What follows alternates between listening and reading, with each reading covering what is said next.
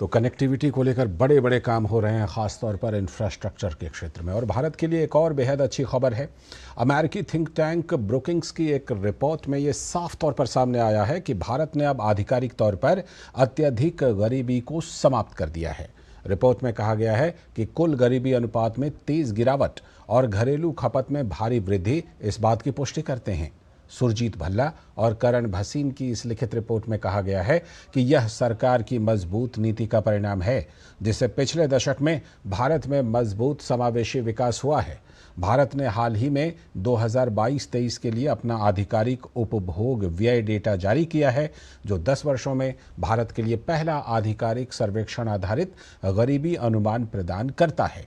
Report के अनुसार भारत में हेड काउंट पॉवर्टी रेशियो के मुताबिक 2011-12 में 12.2% से घटकर 2022-23 में 2% रह गया है।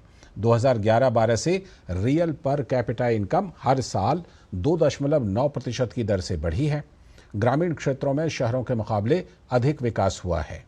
ग्रामीण में विकास दर 3.1% रही तो शहरी विकास दर 2.6%।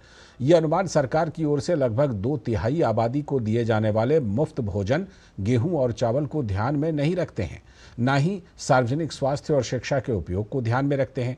थिंक टैंक ने कहा कि आंकड़े बताते हैं कि भारत में दोनों स्तरों पर गरीब लोगों की संख्या विश्व बैंक के अनुमान से काफ़ी कम है।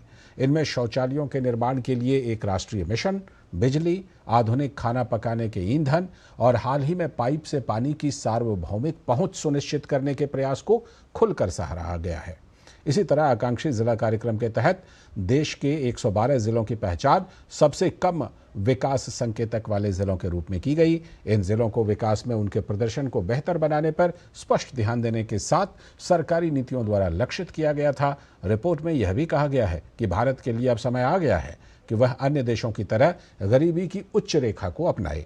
गरीबी की उच्च रेखा अपनाने से सरकार को सामाजिक सुरक्षा कार्यक्रमों को फिर से परिभाषित करने का मौका मिलेगा, ताकि ज़रूरतमंद लोगों की बेहतर पहचान हो सके और उन्हें अधिक सहायता प्रदान की जा सके।